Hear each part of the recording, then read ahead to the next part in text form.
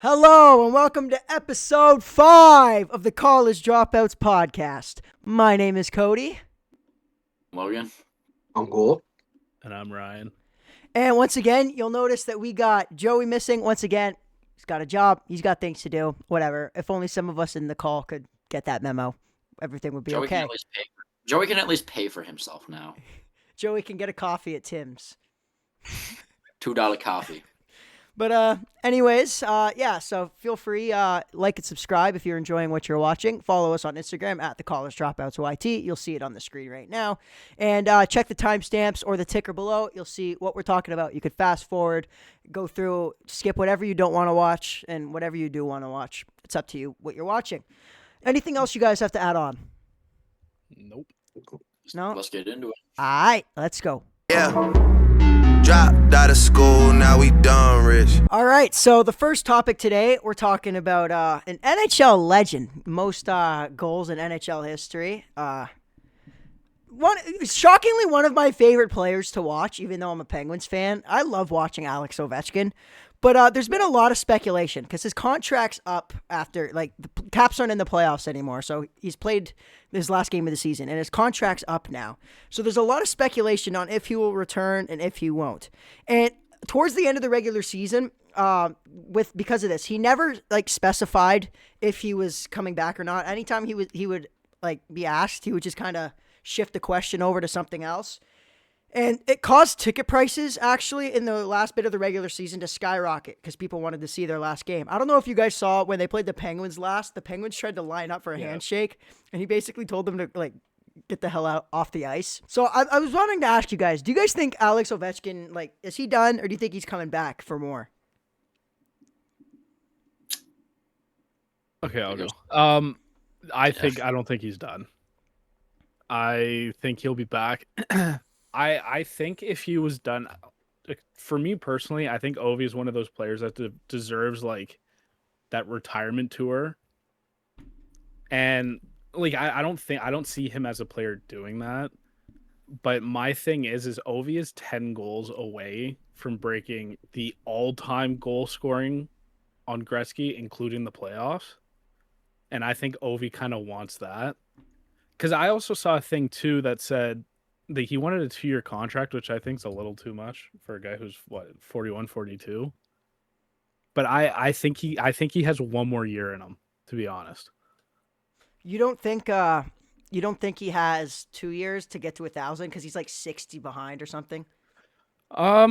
He's got 2 30-goal seasons left in the tank. That's the only, because I think, what is he at? He's at 923, so that's 77 that's goals. 75, yeah. Shit, that's higher than I thought. I honestly, if he goes off, I know this year was a really low scoring year. He only had 5 power play goals or 6 power play goals, I think, on the year, which is pretty, I think, the lowest of his career. If he does sign a 1-year contract, if he puts up 40 goals next year, I honestly could see him coming back for one more to try and get that 1,000 goal mark. But I think he's at least got one more. I think he's greedy. He wants 1,000 goals. He wants to make sure nobody passes him. What do you guys think? Cole, what do you think? Do you think Alex Ovechkin's done? Do you think he's coming back? I think so. I think he'll play one more year for sure. And then depending on how close he is to 1,000, I think will determine if he plays another year. Because doesn't he want to go back and play a year in Russia before he retires from hockey? So that's kind of the only thing that I kind of think about is can his body handle 2 years with NHL plus then basically 3 more pro seasons of hockey? I don't know. So that's why I wonder if I think he might just do 1 year, go back, play his year, and then call it a day. Unless he's super close. But he even may come back for the beginning of the year. Say he's 10 goals away. He might get 10 goals and call it a day in the middle of a season, for all we know, too. Here's the way I think about it is he's not a guy that has to go out there and play his hardest shift after shift. He can kind of just fuck around and stand at the 1T. He doesn't really have to get that physical. He's a player right now where I don't think teams would be, or fans would be mad if he just stopped trying and he just kind of just tried to score and that's all he focused on. I don't think people will be really mad about it because the Capitals, they need a rebuild. I think it's time for them to just start working towards it. Same with the Penguins. I think this is this is probably the last time we'll see Crosby in the playoffs, to be honest with you. Because it's like, but for me, I think he doesn't need to be so hard on his body, is what I'm getting at, to where he could probably play another 2 years and be fine. If you like to add on quickly to that too, if you look at Ovi the entire season, only once this entire season, and I think it was against Pittsburgh in the first game, not the second game, the one that was in Pittsburgh, was the only time this entire season he was on the ice for a defensive faceoff. Like, he's always only out there when they're in the offensive zone. Yeah, you don't want Washington doesn't need to be good either. So I think they could just kind of throw him out there on offense and just hope for the best with him.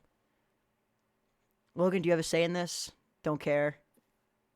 And, like, it's all basically been said now that I get a shot to speak, but like I don't think Ovi's done. I think he's definitely got at least another year under the hood because like if he's only on offense, like all he needs to do is sit at the top of that left side circle and he's just got to fire off his one tees. He doesn't have to skate, he just needs to fire one tees. As long as his shot is still as powerful, then I don't think he's done. He's definitely trying to hit 1,000. He definitely deserves that retirement tour. He is one of the most generational hockey players we've seen in a long time.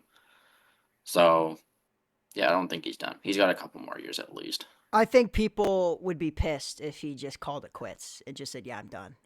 I think people wouldn't be happy about that. Because even like they gave Marc-Andre Fleury a retirement tour, and he's like, yeah, he was great, but he's nowhere near the level of historic as Ovi is. So I don't know. That's just my take on it. You guys got anything else to add on that?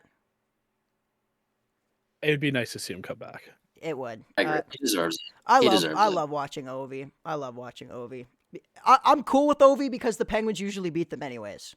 So that's why I'm cool with Ovi. All right, so moving on to other sports that are still happening right now. NHL and NBA playoffs have officially started. The NBA play-in round is over, so the actual playoffs have started. There's a couple teams.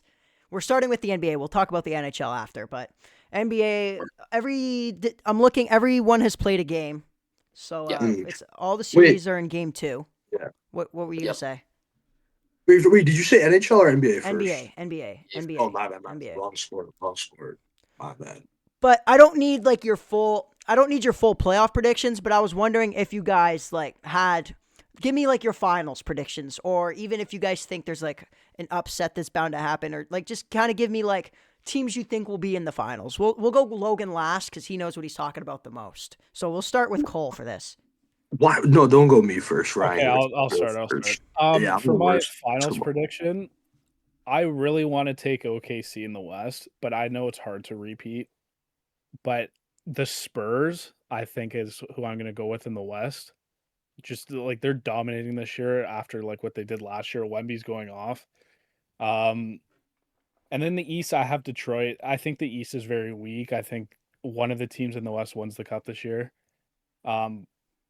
So I think it's going to be a Spurs-Detroit final, which would be cool because we're closer to Detroit too. So it'd be pretty cool to see that. But in terms of an upset, I can see Atlanta upsetting the Knicks in the first round. Even without Trae Young, I think the Knicks are cursed. So I can see them losing. Dude, you didn't see? He cursed Stephen A. Smith, so he fucked over the Knicks. Who, Danhausen? Yeah, Danhausen went on ESPN and cursed the shit out of How did I know that's who you were talking about? I didn't even hear the name. I didn't even see that. I saw that shit. I thought it was fucking hilarious. Yeah, I saw that a couple days ago. As someone who's going to be in Windsor by the time the NBA playoffs are over, I'm all for Detroit winning. I'm all for it. A team in Detroit needs to win a fucking championship of some sort. The Red Wings just can't seem to figure it out. The Lions can't stay fucking healthy. The Tigers just aren't the best team in the AL ever. So Detroit's been struggling for a while here. So I'm all for the Pistons winning. Cole, do you want to go or do you want me to give my prediction first? I mean, I can go. I don't have much of a prediction to be honest. Just go ahead. I don't know much about basketball at all. But I'll hop on Detroit as well since they are pretty close to us. And then for the West, to be honest with you, I'm just gonna pick a random team. I'm gonna go the Thunder. in the West in the finals. So Wow, Detroit. wow, real Guys, we're dark, playing one seed. real dark Bro, I horse don't know. fucking prediction Hey, there, I don't Cole. know nothing about basketball, man. All right, I'll go, and then we'll let Logan go because he can probably yap up a fucking storm about this. I'm gonna make my prediction, and this is gonna be this is biased. This is a biased prediction. I don't really care though. I'm going Raptors in the East because I still want to have the. I talked about it. I think it was the last podcast where I could have all of my favorite teams realistically win a championship this year. That's gonna happen. I'm telling you, the Raptors are fucking winning this year, and I don't know. Bronny The West James, is hard. Bronny James, final MVP. We're going the Lakers and the Raptors, baby. Let's do it. LeBronto 3.0. I just want to be different. All right, Logan, it's your time to shine, buddy. All right, I'll keep this somewhat short. I don't want to ramble on too much. But East Side, I really hate to say this, and it pains my entire heart, but honestly, I don't know if there's a team in the East that can hold a candle to the Celtics. Like, I hate saying the Celtics are good, but I don't know. I'm looking at their matchups. The Knicks are cursed. The Hawks aren't that deep. They're gonna make quick work of the Sixers because Embiid's fucked. Maxey can't carry it by himself. Uh, Cleveland. I'm not really high on Cleveland. I know they're a good team. Same with like the Raptors. I'm higher on the Raptors than I am the Cavs, but I don't think the Raptors have the experience just yet. And then Detroit. If it's Celtics Detroit, I want to go Detroit, but I feel like the Celtics just have it for this year. And then the West, I'm riding the Jokic train. I'm taking the Nuggets.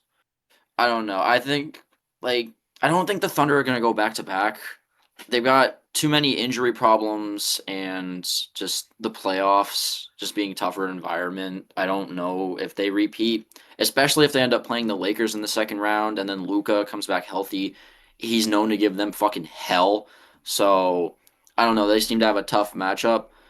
But like the Nuggets, I just feel like Jokic's greatness is gonna just outpower the Spurs. I know the Nuggets are built like a really deep team. Tim Hardaway Jr.'s had a great bounce back year after being irrelevant in Dallas and Detroit the last 2 years as a six man.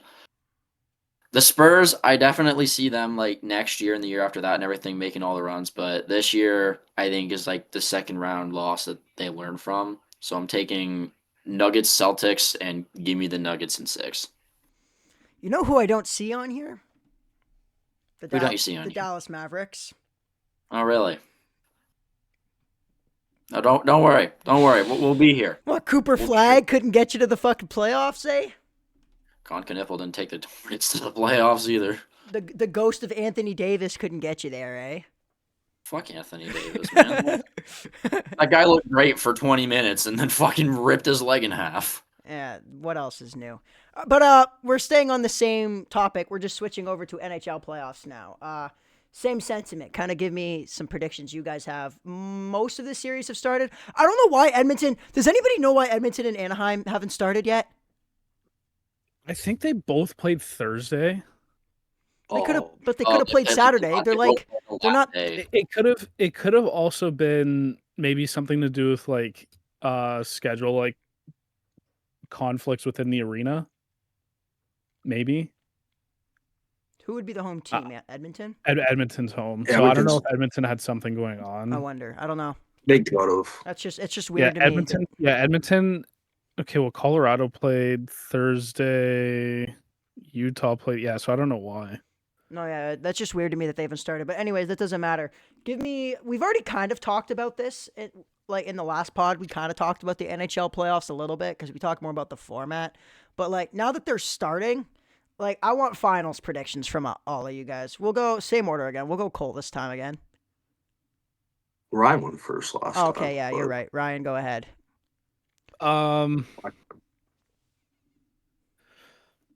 I don't want it to. I want to take Dallas so bad in the West, but I'm gonna stick with Edmonton because I think they can still break that championship without their ECHL caliber goaltending. Tristan Jarry. I want to say, You're wrong. You've never seen Tristan Jarry in the playoffs. Tristan Jarry could literally have a 1,000 save percentage in the regular season. Never let a goal in for 82 games. The second he touches the ice in the playoffs, the guy forgets how to stop a puck. You're wrong. Tristan Jarry will let that team down. That's why they called up Kelvin Pickard. Yes. No, I don't even think Jarry. I think Connor Ingram's going to get the starts. To be honest, I don't even think Jarry's going to start a game. I hope so. I hope so for Edmonton's sake, because Tristan Jarry is he's worse than Matt Murray in the playoffs. I think the logical choice is Dallas in the West, but I'm just going to stick with Edmonton because I want to see them win. I think Connor McDavid deserves a Stanley Cup. Now, again, to make it to 3 straight Stanley Cups, and if he were to lose in a 3rd straight Stanley Cup, that is embarrassing. Yeah. The East is so open. Like, a part of me wants to take Buffalo just because their playoff history in the last 14 years is non-existent. But I think I'm gonna go with Tampa. They ran away with just in the East in general this year. Like, they were winning games when I think they shouldn't have been, and even towards the end of the season with all the injuries, they're still winning games. John Cooper's not a stupid coach. Like, he's pretty smart with some of his stuff. But I think I can go with Tampa. I want to take Montreal, but I don't think an all Canadian finals is gonna happen. So I'm gonna go Tampa in the East and then Edmonton in the West. All right. I'll go next. Why not? I'll go next. I want to give my homer pick. I want to say Pittsburgh so bad because I want that. Again, I want every team to win a championship this year, but I'm not going to go Pittsburgh because I'm fucking smarter than that. As the Penguins fans in the room, we both know for a fact that we're not supposed to be here. I'm smarter than that. Although it would be sick, supposed to be, worst team in the NHL, and if we won the cup, it'd be pretty sick. Like, it'd be like St. Louis did a few years ago. But I'm going Dallas in the West for sure. So, like, my dream matchup would be Pittsburgh-Dallas. I love Wyatt Johnston, Spitfires legend. I think he deserves the world. That guy's so fucking good at hockey, man. So I'm going Dallas in the West as long as they don't, keep getting beat up by fucking Minnesota. What? What are you pointing at me for? This guy and his Spitfires. I love Wyatt Johnston, man. That guy's unreal. Even the Dallas pick in general is so good because every year they get shafted somewhere or another. They're playing Edmonton or they're playing like Colorado in the first round when those are like alone, just like Western Conference Finals matchups. Like Dallas does deserve a win. Dallas needs this. And for my Thomas Harley and Steelhead. As much as I want Pittsburgh, I think I got to go Carolina, man. I think Carolina-Dallas, the matchup that nobody would give a flying fuck about in the finals, I think is what we're going to get. I think the revenge period of Logan Stankoven. Yeah, I think we're getting Carolina-Dallas. It's just a hunch I have. I think as long as like Ottawa shouldn't give them much of a problem. I see Ottawa honestly getting swept by Carolina. I see the only series in the East, honestly, that I see going to 7, probably Pittsburgh-Philly. I think Montreal did win yesterday, but I think Tampa's gonna just kind of figure them out and beat them probably in 6. I think Pittsburgh-Philly is the only one that goes 7 there. That doesn't matter. But yeah, I got Carolina-Dallas, and I got Dallas fucking winning it, and I want Wyatt Johnston to get the Conn Smythe trophy too. All right, Cole, go ahead. Okay, so for sorry, I lost my train of thought for a second. Sorry, so I think Dallas is gonna win the oh my god, what conference is that? I'm blanking so hard right now. Thank you, the West. Sorry, I'm losing my mind right now. I got distracted for a second. One too many pogos, huh? Oh yeah. So I was reading something on the computer and Cody caught me off guard.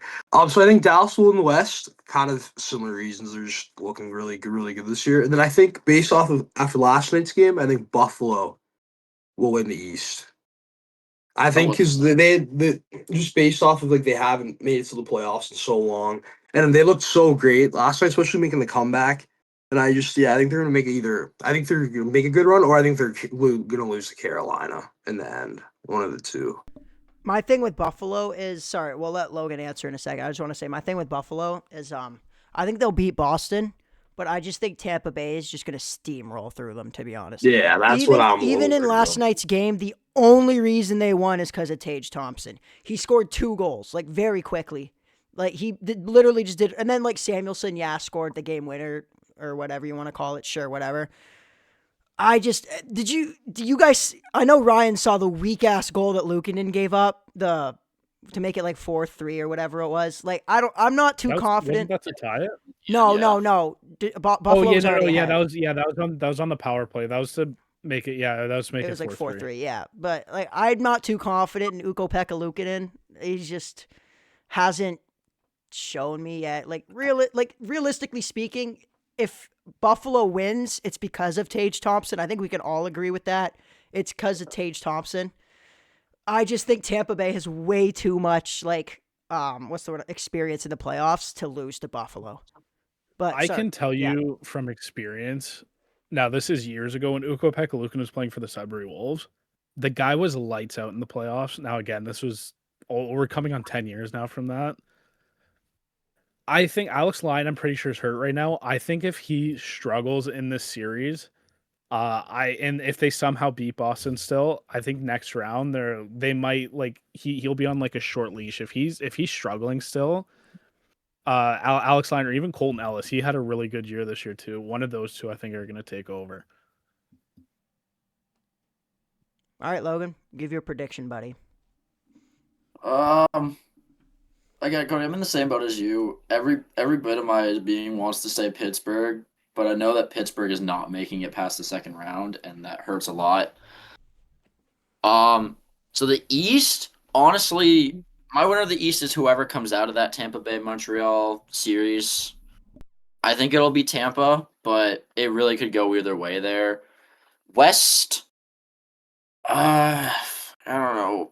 I want to take the Avs. I feel like the Avs have just been on, like, Nathan McKinnon has been absolutely unreal, and the depth of that Colorado team is nuts. Their goaltending tandem is top notch. They're a good proven playoff team. They have a lot of experience, and I think this year they just steamroll. They just roll through the West. So I'm taking Tampa, Colorado in the final. Give me Colorado in 7. I think you just chose my worst nightmare of a finals. I'm sick of Colorado being good. I'm sick of Tampa being good. I'm sick of Vegas being fucking good. I'm a little sick of Boston, a little bit, because they just always seem to be there too. Like, just good enough to make it in, and then they just win. I'm sick of those teams. I'm not sick of Pittsburgh, but like obviously I am a little sick of Pittsburgh winning too. That's why I kind of like I don't really want I don't really want you guys to win because I'm kind of tired of you guys and it's time to fucking rebuild now. Like let's get some players. I was kind of hoping they'd be shit this year, to be honest. I hate to say this as a Leafs fan, but I kind of hope Montreal goes far. Yeah, just for Canadians alone. Yeah, to have like that slight hope, because Edmonton's had 2 cracks at it and they can't seem to win. And I think Montreal's atmosphere, I think, is one of the sickest ones in the league. Bell Center is unreal. Honest to God, and they haven't had like a good chance since basically that 2020 year. Yeah, I think Montreal, out of the 3 Canadian teams that are in it, have the best chance to win. Yeah. I don't trust Edmonton anymore. I don't believe in them. Until Edmonton gets like a real fucking goaltender, there's zero chance they're winning. You have playoff Tristan Jarry. You're lucky if you win a game. But I also just... It's like us playing Shell. You have to try to outscore your opponents because your goalie, sometimes, you put Cole in net. He's not going to save much, so you got to outscore your opponent. In net, yeah. But you can't do that every game. You can't do it every game. If Montreal wins, I will feel horrible for Carey Price. I will feel so bad for the fucking guy. I already kind of feel bad for him. You're ring out of sympathy at this point, man. Fuck it. Now he's got... now Montreal has talent, as soon as he leaves, Montreal's able to fucking score goals and shit. So I'll feel bad for Carey Price. But he's got a defense in front of him now. Hopefully it doesn't put him back in fucking Alcoholics Anonymous. But I'm rooting for Carey Price here. I hope they give him an honorary ring or something. Hey, he's a free agent now. Contract's up, off the books. Sign him. San Jose Sharks. His contract's over? Sign him to a 10-day. He hasn't announced his retirement yet? Damn, all right. Sign him to a 10-day Montreal. Well, I guess technically it's not over till like July 1st, technically, so. But yeah, for me, Logan, that was probably the worst pick of them all because I'm tired of those fucking teams winning all the goddamn time. It's what I think. Wasn't it Tampa and Colorado twice? Yeah. Tampa won the first time and Colorado won the second, right? Yeah, because Tampa went back to back. No. Tampa beat Dallas and Montreal. Yeah, It wasn't and Colorado, Tampa back to back. then Colorado. Yeah, and then Colorado beat Tampa. Yeah. Yeah, Like I because said, I it's like remember whoever- the Anton Khudobin show in the fucking bubble there. legend. But yeah, that's our playoff predictions. This has been almost 20 minutes, so at least we made some fucking good time on this one. We needed it. Sure. So We needed it. All right, so now we're gonna move past a sport that we've never talked about before on the podcast. I don't think. Like we've talked about WWE, talked about F1, but we've never talked about like MMA, UFC. There's rumors going around, and Dana White. I don't know if I have it on here. Let me look. I do right here. Dana White basically said that Conor McGregor comeback fight is looking good. Now, this won't be the first time that we've been teased with the Conor McGregor comeback. He was supposed to fight Michael Chandler, right? Michael Chandler? Yeah. Like multiple times. Like it was announced and then canceled and then announced. And we got to like the press conferences and we were starting to get shit going. And McGregor had like a broken toe or whatever. And then he got suspended or banned, whatever it was, anti-doping for like 18 months, whatever. This is the first time he's fought since he broke his fucking leg in 2021. I watched that. That was brutal. Yeah. That was brutal. I can't believe it's been 5 years already, though. It kind of flies by a little bit. But do you guys think that a McGregor return is actually like gonna happen? Or do you think they're just blowing smoke up our asses? And yeah, just kind of your opinion on it. Do you guys like think he's gonna like for real come back? I do.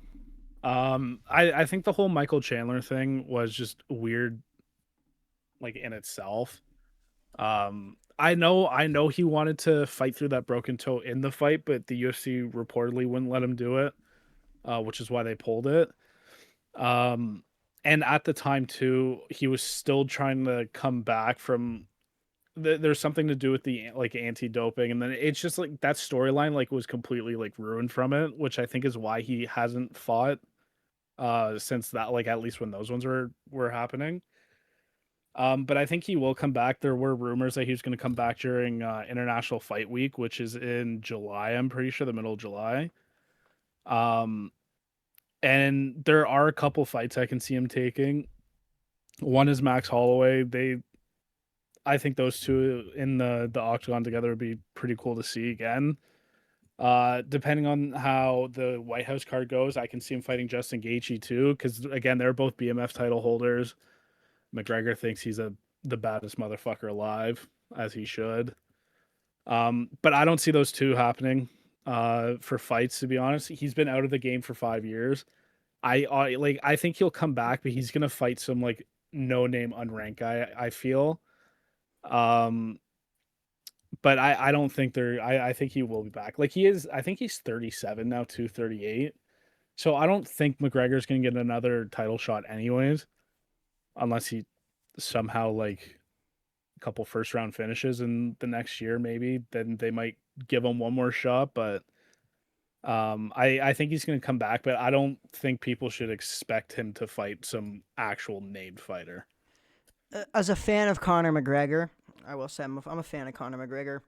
I think he needs to just shut up and just go back to doing what he does best. Fucking acting in shitty movies and beating up Machine Gun Kelly. That's just I'm not all for fucking Conor McGregor return, to be honest. At this stage in his life and his career, I don't think it makes sense for him to come back. I think his chance to come back was against Chandler and all the shit that happened then. Like I think it's already blown past, and Conor McGregor's kind of just I wouldn't say forgotten, but he's kind of like left behind. Doesn't he have like, I'm not gonna say the word on YouTube, but like, what's a good word to use for it? Deshaun Watson type of allegations against him too right now.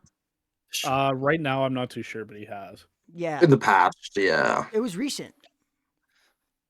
He very well could. Yeah. Yeah, he might. So yeah, like, who knows? It's hard to keep up, to be honest with I'm him. cool with him not being on my screen.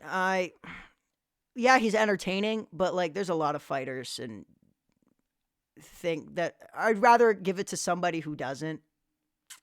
There's a lot of good young prospects coming up. I think they kind of just have to move on from him. Yeah. But I think they're going to use him to sell his name and sell the tickets that way too, which it's marketing. I find that that's an issue with combat sports. Like UFC does it a lot, boxing does it a fucking lot. Even WWE does it a lot. Where they go, it's not really a sport, but you know what I mean. Where they go back to the past and use these old fucking names. Like, look at the MVP card that's happening. The fucking who's the Ronda Rousey, the main event, and like the Nate Diaz fight, and it's like boxing does it all the time too. The Mike Tyson, Jake Paul thing. Floyd Mayweather still gets like pay-per-views and shit, and it's like.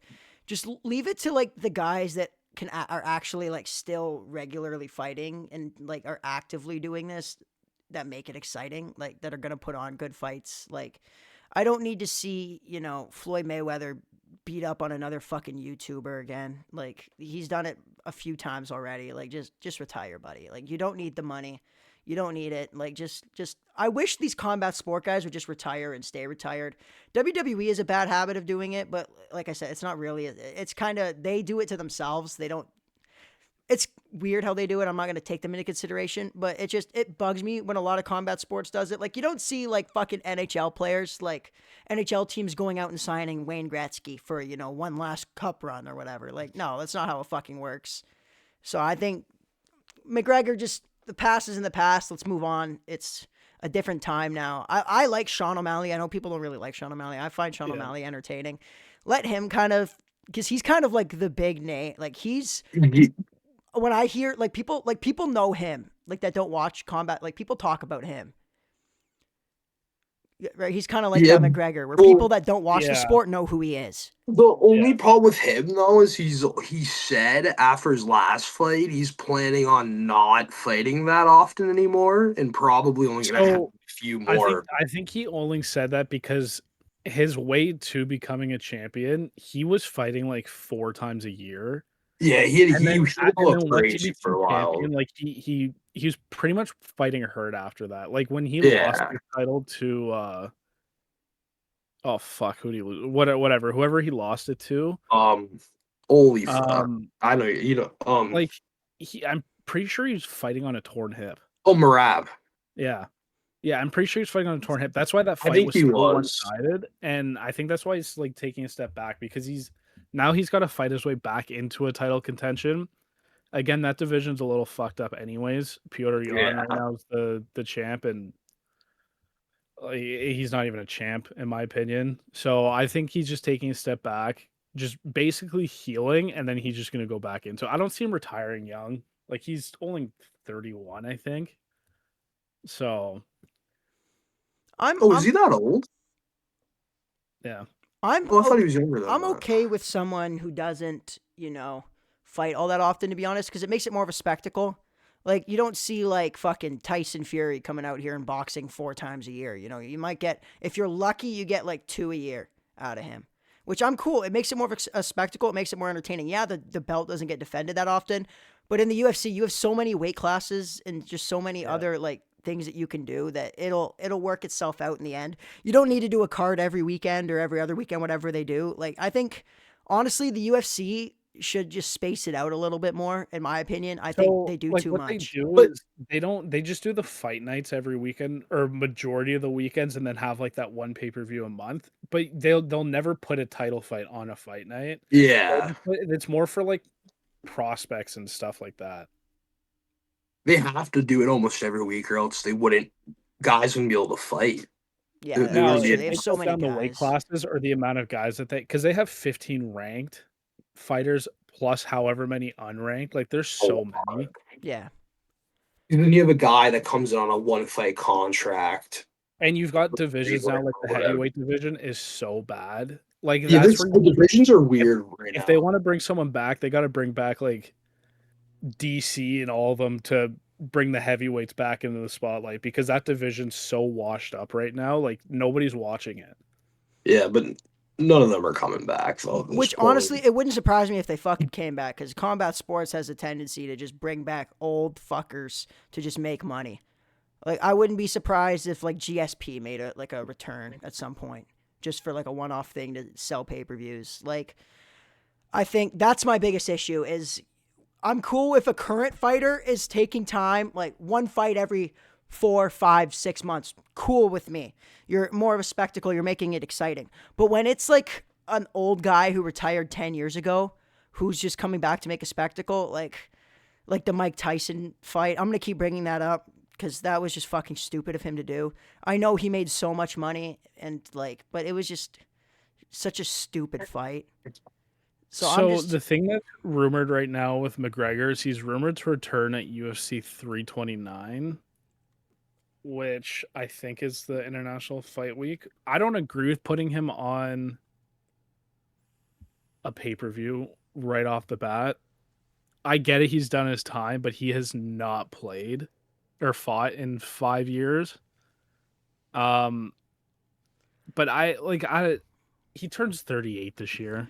The thing is, McGregor money exists. People will watch if he's on the card. It doesn't matter. That's He has to be the main event too. You can't put him on the third fucking fight of the main card or whatever because people just turn it off. Yeah. People are there to watch Conor McGregor. He's the thing that brings the eyes to the sport. Honestly, maybe this is just one last fight for McGregor to see if he still has it. Well, if McGregor fights on that card and he gets destroyed, I don't think he fights ever again. I'm cool with McGregor doing one more fight as like a retirement send-off. I'm cool with that. And that's what I think will happen is that it's going to be just to make one last big paycheck for everybody and for him to have, because there's no way, I just don't picture him retiring off of like the broken leg. That just doesn't, that doesn't seem like that's going to, his ego will not let that. Too is he did, he broke his leg and then he did, what's that movie called? Roadhouse or whatever? Roadhouse, yeah. That movie was Roadhouse. I forgot about it. I haven't even watched it. Him doing that, I think, pushed him back a little bit. Yeah. And then, it's just been the coke shit and the fucking it's Conor Michael McGregor. McLeod allegations and just all sorts of shit. Good. Yeah, he's just. I don't see why I see why you put him on a card, but ethically, it's not right. He's not a good human being. Ethically, it's not a good decision, but business-wise, it will be a good decision. Yeah. I'm not dying to see another McGregor fight. If it happens, I'll watch it probably, but it's like Brock Lesnar. It's like Brock Lesnar.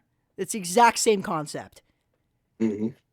Like, regardless, with the rumors, if he fights on that card, I'll probably watch it. If he doesn't fight on that card, I'll still watch it.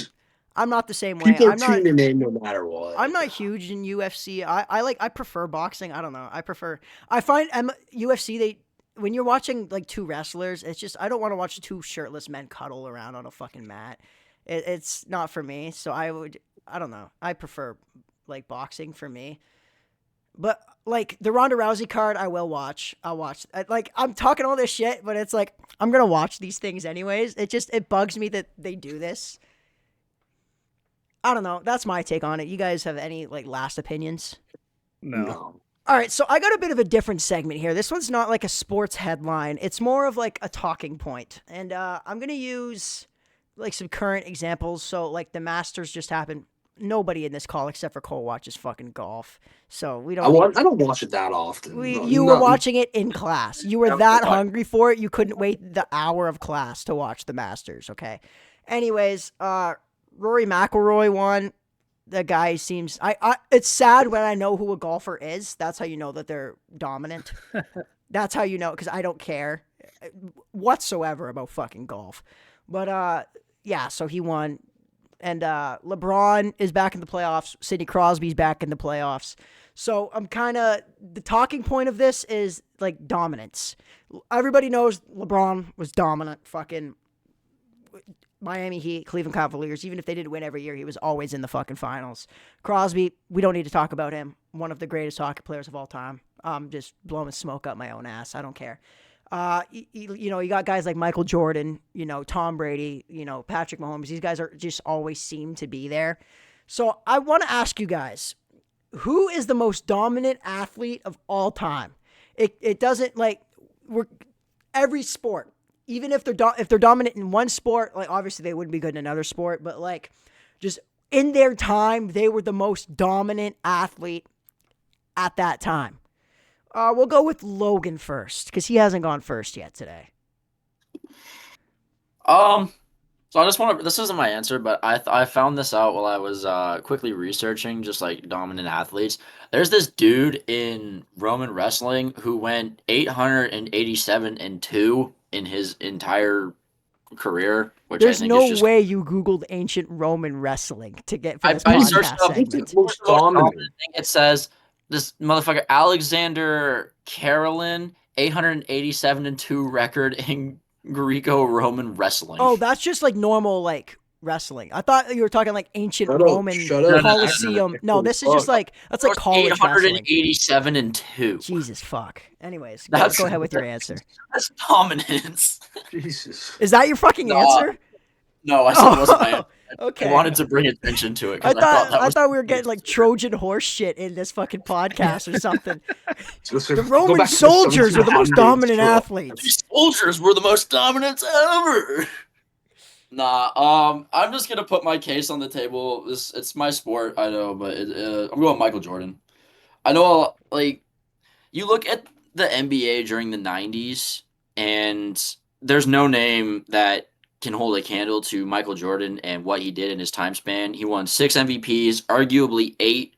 He definitely should have won it over Karl Malone in 1998 and the Charles Barkley MVP in 91, I think it was, or whatever.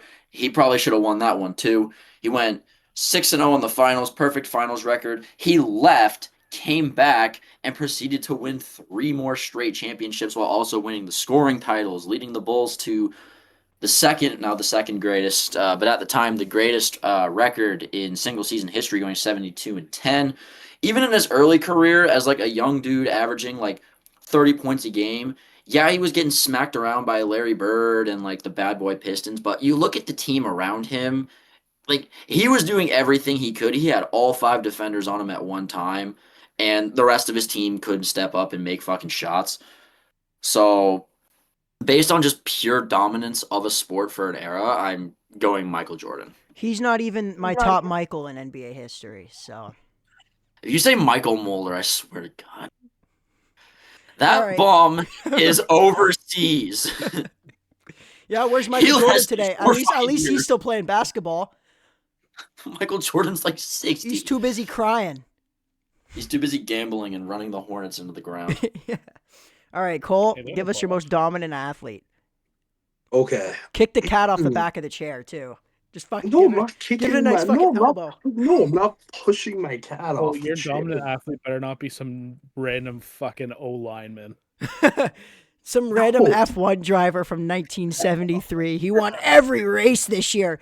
It's gonna be some ancient Roman fucking soldier, just like Logan. Achilles. Achilles. Achilles is the best, man. That guy, you couldn't touch him unless you went for his heel. But we don't count that. All right, Cole, go ahead.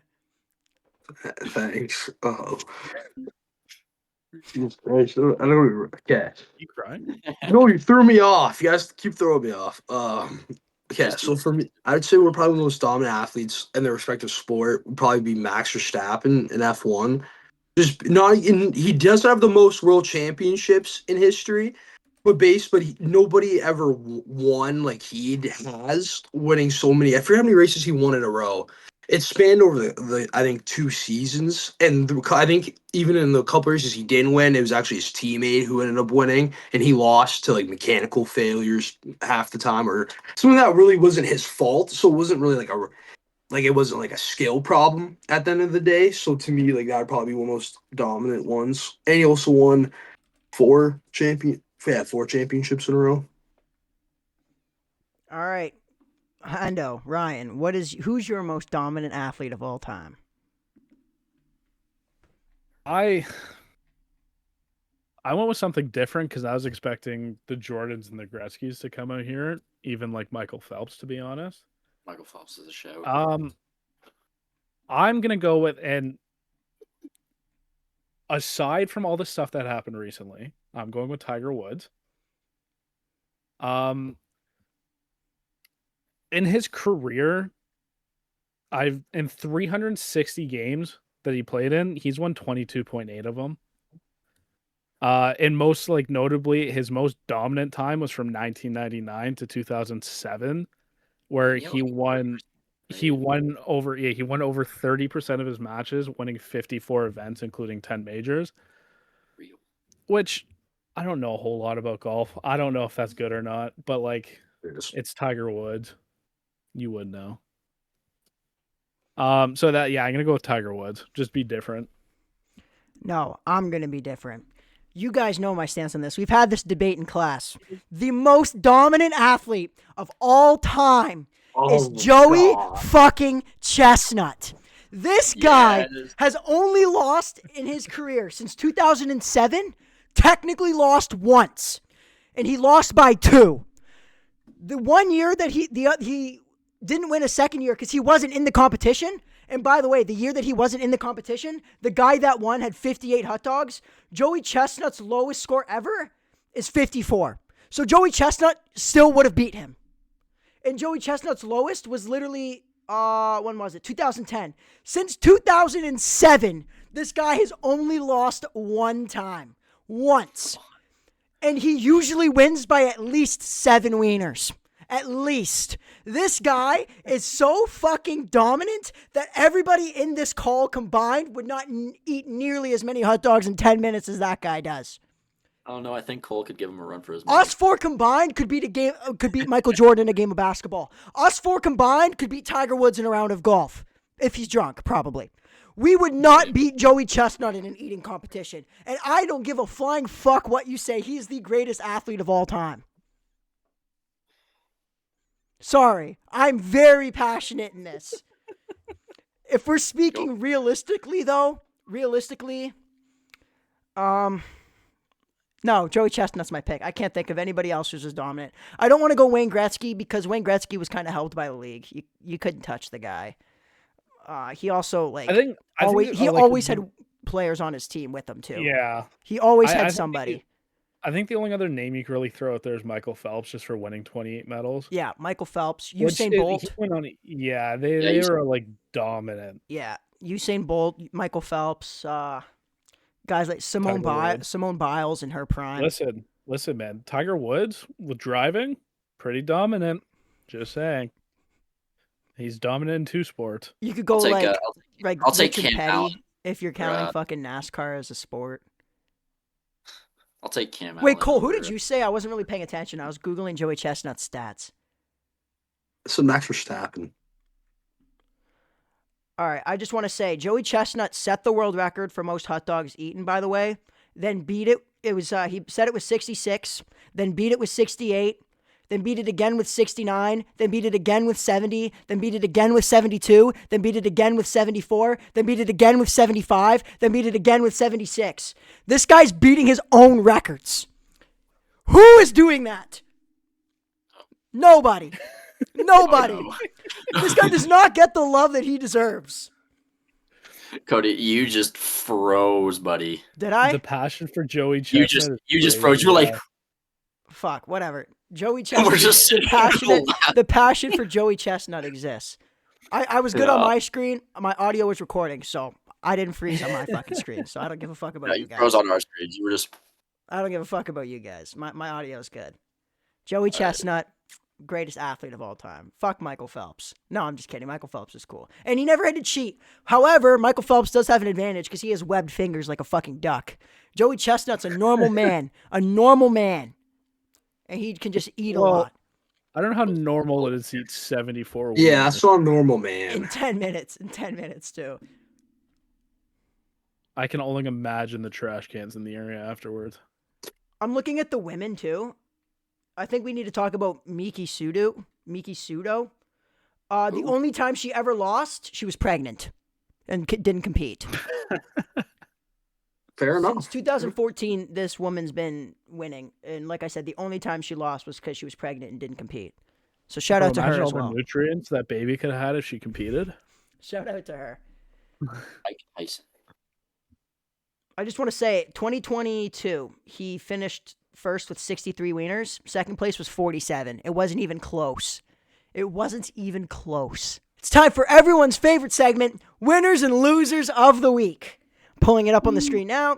So, winners and losers of this week, we'll list off the winners first. We got UFC, Porter Martone, and Freddie Freeman. So, I'll give you guys like my reasonings behind these ones. So, the UFC had, it was like 2.5 million viewers on their last card or whatever it came out. Like their last big card for Paramount Plus, which is only available in the States, by the way. So, that's good numbers for them. They, like, I guess the Canadian numbers or whatever didn't come out. Usually on average, they get like a couple 100,000 pay-per-view buys. They got 2.5 million. That was their peak viewership, I think they said, or something like that. So good for the UFC. Porter Martone, in his playoff debut, scored what was technically the game-winning goal against the Penguins, of course. But It was nasty. it was a nasty goal. Good for him. You know, he deserves it. And Freddie Freeman, I needed a third winner, and he's having a baby. So congrats to him. Always rooting Congrats for a on good. this, Freddie. Always rooting for a good Canadian boy. He got a baby on the way. He's a winner of the week. Now my losers. This week was really hard for this winners and losers. By the way, like the hardest that I've ever had to deal with. Pause. But the losers this week, we got the Toronto Blue Jays. I don't think I need to explain myself very much there, but I will. WWE and Netflix. WWE and Netflix can kind of go 2-1. Toronto Blue Jays, just every game, it seems like someone's fucking hurt. Every single game. Dalton Varsho left. Before that, it was Springer. Before that, it was Kirk. Every pitcher's out. The Jays just cannot catch a damn break to save their lives. They have more players. Like, they have a higher payroll on the IL than, like, I think it was like 5 Marlins. teams. They were Yeah. from Marlins. Yeah, it was like 2. The Marlins, I think Cleveland was one maybe. Yeah, then They like don't their pay their entire guys. team's payroll. It's crazy. WWE, because WrestleMania happened this week, which last night's main event was actually really good. I'll give them credit where it's due. However, I don't see anything online talking about WrestleMania this year. Usually, like, videos and, I'll get, like, even just WWE's, like their stuff will come up on Instagram. I'm not seeing anybody other than like the diehard WWE fans talk about this. Like, usually WrestleMania brings in like casual, like me. I don't watch every week. I'm more of a casual. I understand. I know what's going on, but it'll bring in like the casual fans. Nobody's talking about it, which is crazy to me. And also, like, all the matches were really short too. I found like the Brock Lesnar match. I didn't want that one to go any longer than it did. It was like under 5 minutes. Fine. But even like the street fights, like the Dominic Mysterio Finn Balor one, didn't go on that long. Like, just like 30 minutes. I think, It wasn't even like an actual street fight too. That's like that was didn't so leave the stupid. ring. Yeah. yeah, it Okay, was- so Like I can get that with like the amount of people around and it's harder with security, but like what's the point in just name it a no DQ match? And Yeah. also, what was the Drew McIntyre one? It was like an unsanctioned. same thing. It was just unsanctioned match. And then Same I found it funny. thing. The announcer came on. She's like, "We're not liable for anything that happens in this match," and they didn't do anything. Well, that's what they do every time. How are you going to talk They do. about we're not liable for anything that happens in this match and not do anything with the match? That was like a common theme throughout the whole like 2 nights, was that they had a lot of repetitive match types, as well as in a lot of the matches they were doing a lot of the same stuff. Like the stupid Spanish announcers table, I feel bad for it. That thing got abused this weekend. I think like 10 people got put through it between the 2 nights. How many elbow drops Jelly on the table roll. do you have to do? Like, there's other things. Well, It was just There was a lot of repetitiveness, and I wouldn't even blame necessarily the wrestlers. It was just bad booking. Triple H's booking was just horrible thankfully this year. the main event was the best match of the card. Last year, the main event, It was fucking good. John Cena was the worst match of WrestleMania. Last year's main event was horrible with Travis Scott and It all that was. was garbage. At least But this also- year, the main event was the best match.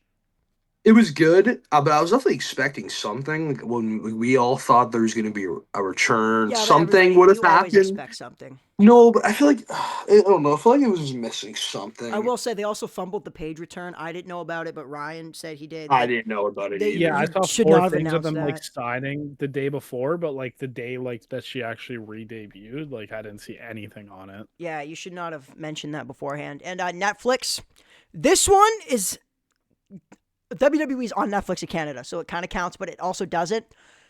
Netflix, the Tyson Fury fight that just happened apparently had like 6 million viewers in the UK. However, I've heard nothing about it. I didn't even know who won until I Googled it. I didn't. I heard forgot. jack fuck about it. Opening day, I heard, was an absolute shit show. And just the constant pushing of this Hulk Hogan documentary, acting like he was this savior of the world. The guy's a bigoted, racist piece of shit. Why are you pushing this documentary so hard? And I know you're laughing because it's fucking true. He was not a good person behind the scenes. Everybody knows this.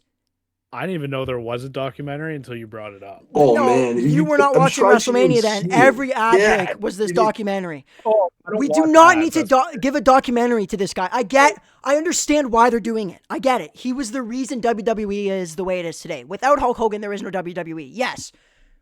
But you also kind of brought that up in the Vince McMahon one. You had him talking.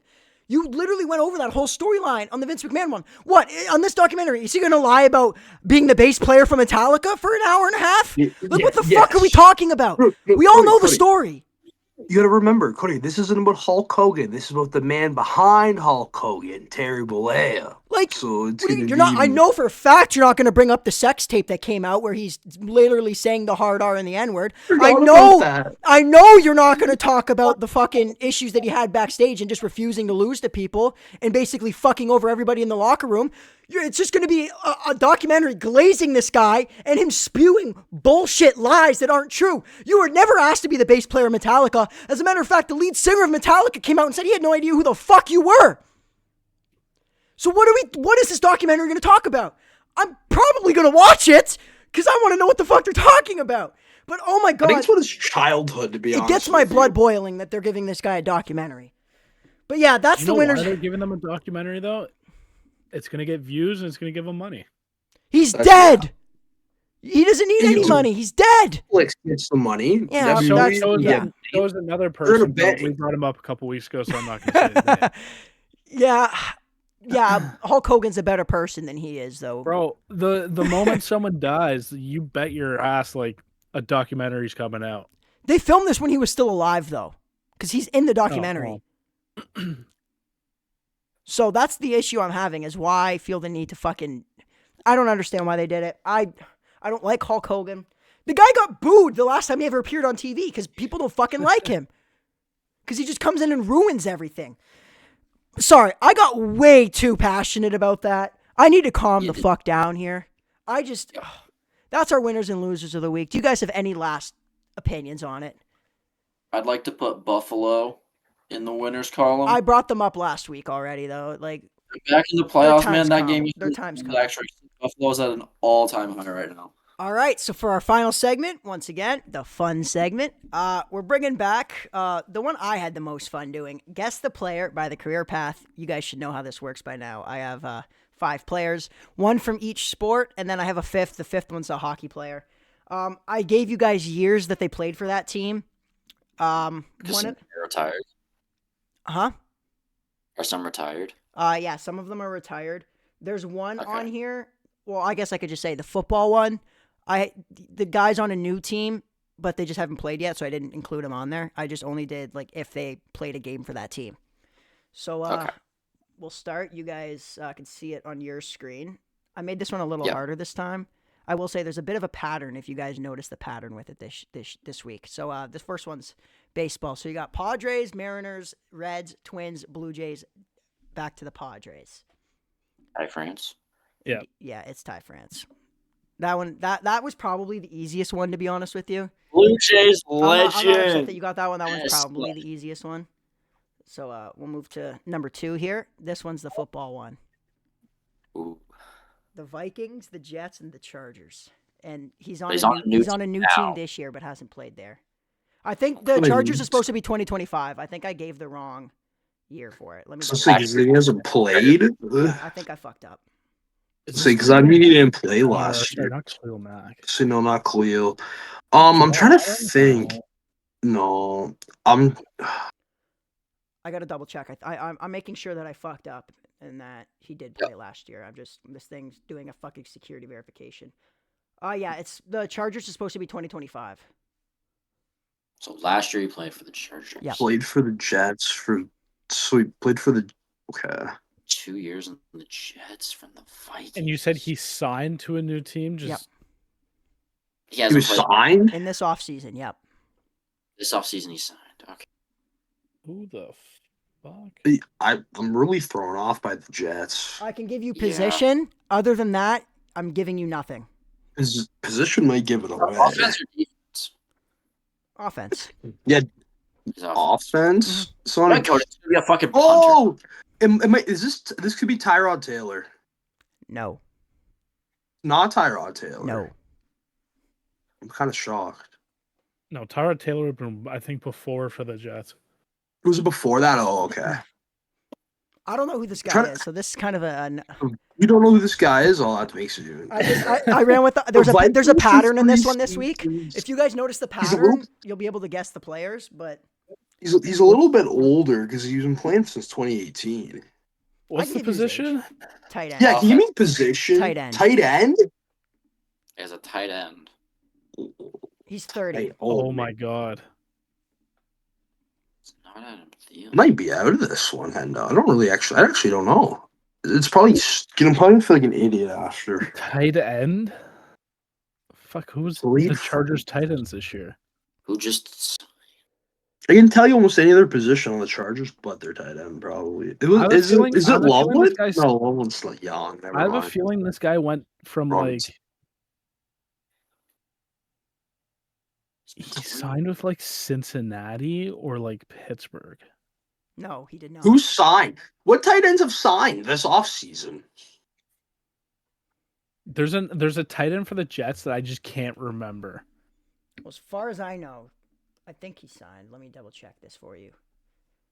I don't think he would have been traded because it would have came up. Bro, I'm pretty sure I had this guy on my fucking fantasy team too when he was with the Jets.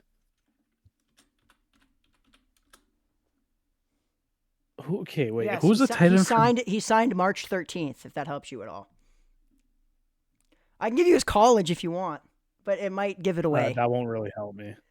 Maybe know Jack help me? enough What's the football. college? Hang on, I gotta double check that that's correct. Central Michigan University. Oh, motherfucker.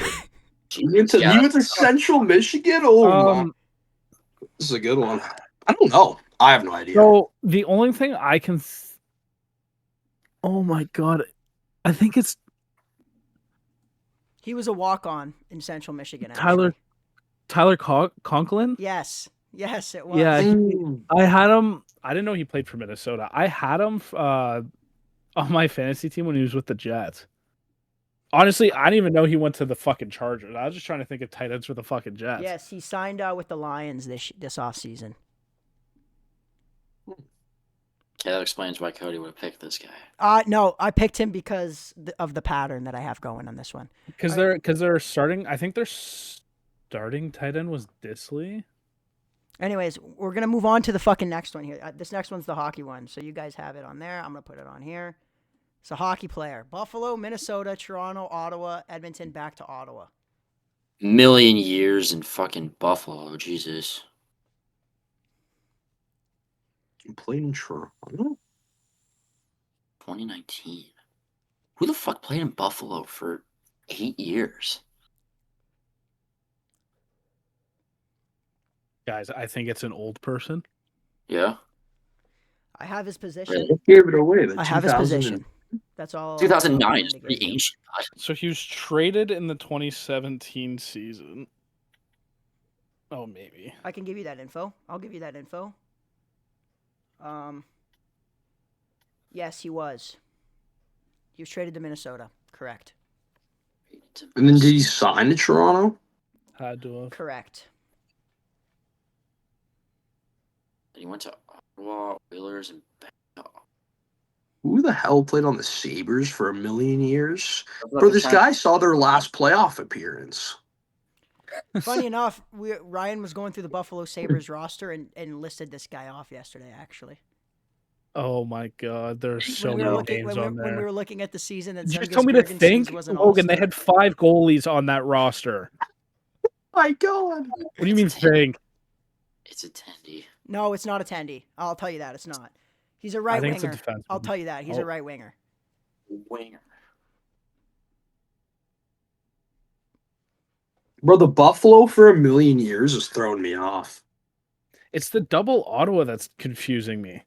Oh, I didn't even realize it was double Ottawa. Oh my god, I didn't even realize the Just second one. hyper focused on the. Yeah, I'm more thinking, just trying to think who was on the Leafs in 2018, 2019. I wouldn't think about that. He played for the Oh. Leafs. He was there for most of the season. Trying to think like all Slapshot Buffalo roster. Oh my god, is this Tyler Ennis? Indeed, it is Tyler Ennis. Tyler Ennis. Yeah. Played 51 games for the Leafs, played 61 for Ottawa the next year, then was traded to Edmonton, played 2 years there, and then signed back in Ottawa. Or sorry, he signed, so he was traded to Minnesota for Jason Pominville, and then signed in Toronto, signed in Ottawa, traded to Edmonton, and then signed back in Ottawa. Stop. I didn't want to leave Ottawa. He really liked it there, apparently. I guess so. I was trying to remember all the names yesterday. I completely forgot Tyler Ennis even went to Toronto. Yeah. All right, the next one is the basketball one. This one might be fucking hard. Ooh. You got Cavs, Celtics, Nets, Bucks, LeBron, lock it Hawks, in. Memphis, Spurs. He hasn't played since 2020. Hmm. Walking suitcase. Holy. Cavs in 2020. Well, he was obviously traded from Brooklyn to the Bucks. Got in traded right 2019, before LeBron came back.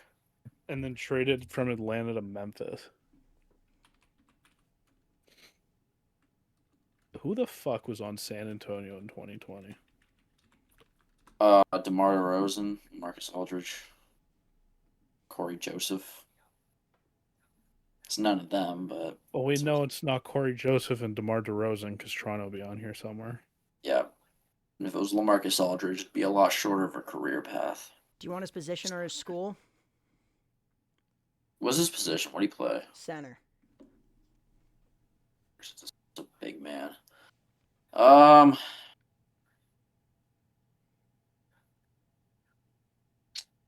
was gonna say Steven Adams. That's the only name I could think of, but he's still playing. I'm pretty sure. Steven Adams was also drafted by OKC. Yeah, I was gonna say, didn't he play for OKC? Played in I'm pretty OKC. I'll give you I'm another pretty hint. sure, I'll give you honestly, guys a from hint. Houston.